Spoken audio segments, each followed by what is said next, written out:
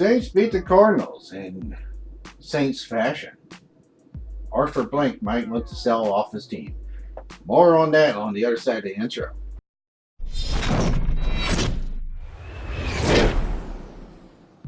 Welcome to New Orleans Fanatic Fever. I'm your host, John. And I'm Josh. Okay, Josh. Usual drill. 30 seconds or less. Your overall opinion on this game. Saints look good, both sides of the ball. Defense, once again, for the fifth game in a row, holding the opposing offense under 300 yards of total offense. Drew Brees looked sharp for the most part, considering the fact that he had a swollen thumb, and he did not have full range of motion and still throwing for almost 400 yards and 3 touchdowns. Another big game from Latavius Murray. He's doing what we paid him to do. That was definitely under 30 seconds. All right, start this off by talking offense. All right, Drew Brees, like you said, returned. And, it took a half, but really came back and looked like his old self, especially in the second half. Michael Thomas had a monster game, and Latavius Murray came away with another spectacular game. Murray, second straight game with 100-plus yards rushing, had 9 catches for 55 yards in his first career receiving touchdown. Latavius Murray is proving why the Saints signed him. He's a guy that he's with the Vikings, he was with the Raiders. He's had some problems with injuries, and this is definitely this can probably be the turning point of his career. While Alvin Kamara is out. It's also bringing a lot of more confidence to the Saints' rushing attack, knowing that they can also depend on Latavius Murray in the absence of Alvin Kamara, and it actually makes the Saints look a lot more dangerous of a team, even without Alvin Kamara on the field. Yeah, especially seeing how they have now proven that they can win without not just Drew Brees, not just Alvin Kamara, but also without their leading tight end and Jared Cook. You look at how the Saints got Taysom Hill involved against Arizona. Taysom Hill caught a touchdown. In this second straight game, he's caught a touchdown as well.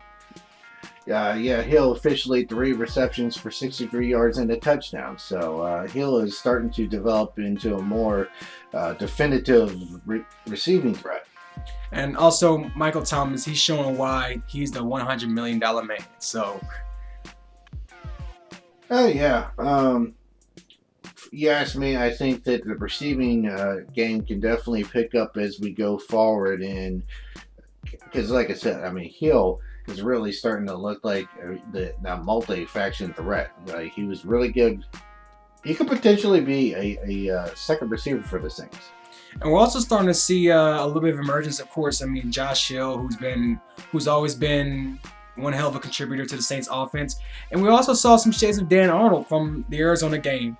So, the Saints could probably incorporate Dan Arnold into their plan as well. We saw, a couple good plays from Austin Carr.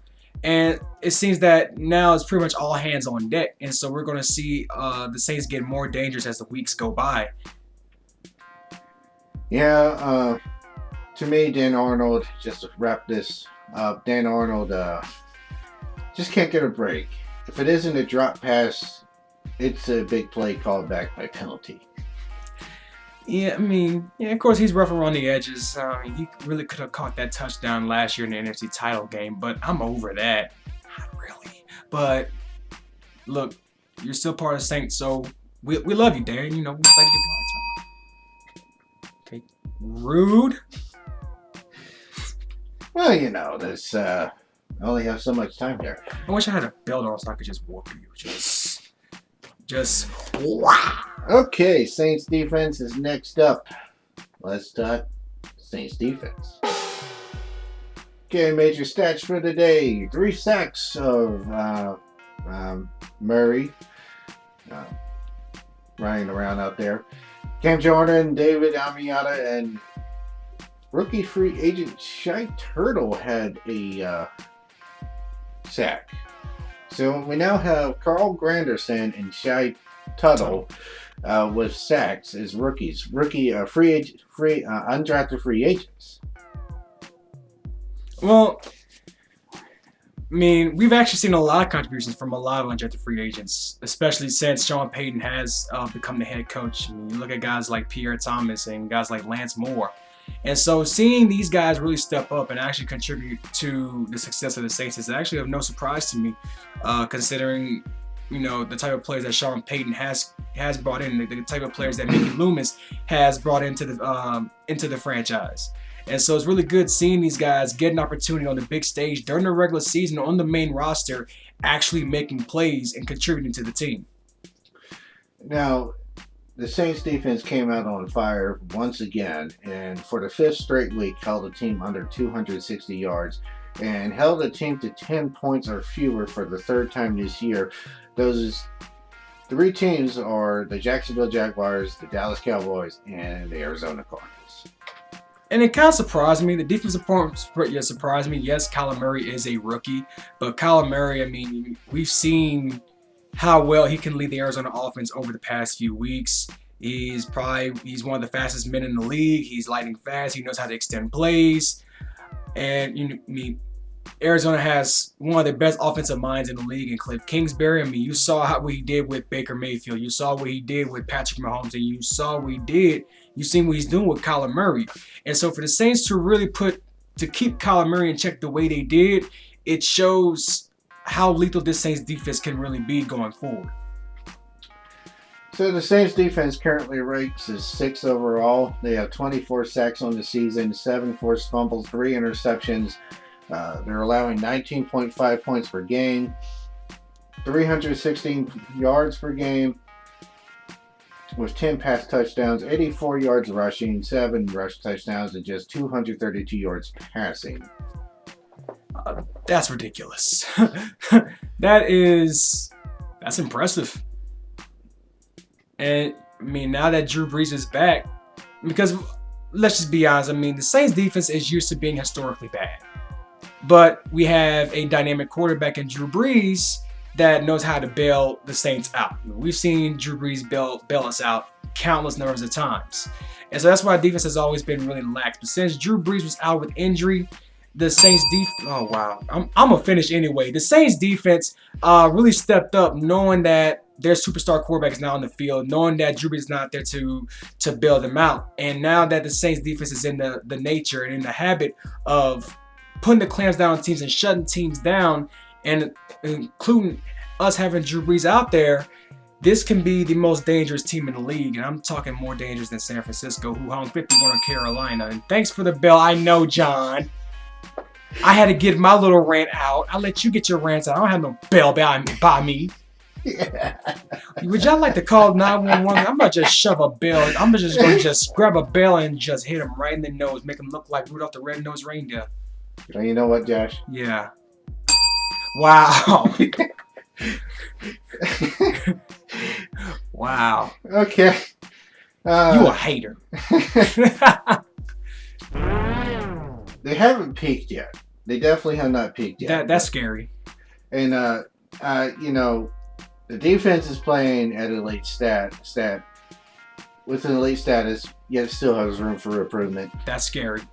The offense is playing, while not necessarily elite, efficient, with room for improvement. And special teams is playing pretty well with room for improvement. Like, okay, the odd thing is that, for example, you got Will Lutz missed 3 field goals and out of his last, 5?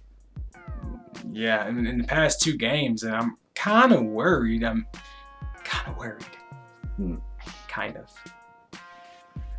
But, it seems like the passing game will work itself out. Taysom Hill is just amazing, and is going to be even better. I do believe eventually, someday, he's going to have a shot at playing quarterback, but for right now, he is better used as that Swiss Army knife. Ladies and gentlemen, the knife you keep in your kitchen, that's not a knife. For Taysom Hill, that's a knife. That's a Swiss Army knife. Yeah. And, it's just, wow. Okay. They have a bye week. They didn't make any trades at the deadline. They made trades earlier in the season. Some people were trying to say that the Saints should have traded Teddy Bridgewater. But And that's what I've been hearing, because it would have been a better deal for the Saints. I mean, Teddy Bridgewater is only on a 1-year deal. And so if Teddy were to walk this offseason and go to another team, the Saints don't get anything for him. Colin Cowherd was saying if Teddy Bridgewater going to go somewhere else, at least use this opportunity to get something for him and don't wait until the offseason to where he can just go anywhere he pleases since they got him on a 1-year deal. here's my thing, though, is that all he is signed to a 1-year deal. And then the only team that would need a quarterback that is in position to make a playoff run is Chicago. Who's going to trade for a quarterback mid-season who has now less than a year left on his contract? And not just that, but people say, get something for Teddy Bridgewater. Okay, I get it. Get a player or a draft pick, but we did get something for Teddy Bridgewater. We got 5 wins, first place in the NFC South, and just 1 game out, or really half a game out of first overall.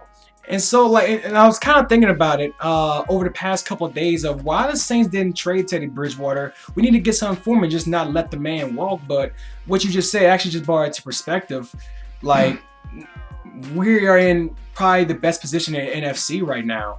And because Teddy Bridgewater, come on. When Teddy Bridgewater was appointed starter after Drew Brees went out, he was only expected to win 50% of the games. Well, 3 at the most, and he gave us 5. And so definitely Teddy Bridgewater's phone is going to be ringing off the hook this offseason. Mickey Loomis' phone is going to be ringing off the hook this offseason. Yeah, and I don't want to make guarantees, but the Saints right now look like they're very much going the distance this year. They still have to play teams like the 49ers towards the back end of the season, and that very well could decide home field advantage. In fact, I expect it to do just that. Because the Niners they're showing no signs of stopping, and that defense is nasty. And they reminded me of the Harbaugh days. And you asked me, considering what Teddy was able to accomplish with the Saints, you look around the league, I do not see many backup quarterbacks who, even with the defense that the Saints have developed the last couple of games, would be able to step in and go 5-0 like that. If the Saints do in fact go the distance, which they are heavy favorites to do just that, Teddy deserves to be on that sideline and then patting the Lombardi Trophy. Oh, without a doubt. Teddy Bridgewater, I would consider him as the man that spearheaded the Saints Super Bowl run this season. The 5 games Drew Brees was out, those were the most important weeks. This is basically everybody's look at the Saints without Drew Brees. So if you want to know how the Saints are pretty much going to look whenever Drew Brees does decide to retire, those 5 weeks were your visual. That's how it's going to look, ladies and gentlemen. So if you think that without Drew Brees, the Saints are not a contender, think again. Look at the 5 games Teddy played. We went 5-0. And the defense dominated. The offense was efficient. And you can't say the Saints can't contend with a team like that. Look at the year that Chicago played Indianapolis in the Super Bowl. Chicago had a monster defense, but their offense was just completely trash. If you told me that a team went to the Super Bowl with Rex Grossman at quarterback, I would look at you like you need to be in a straitjacket. Rex Grossman in a Super Bowl? Well, that's what happens when you have a really good defense and offense that does just enough to get by. I'm sorry, I had to get that out. Okay, so the Saints have a bye week, and then after that they come out with the Atlanta Falcons at home. Drew's second game, he should be, I would think, close to 100% by then, if not at 100%. The Saints should have Alvin Kamara back by then. They should have Jared Cook, and then potentially Traquan Smith as well.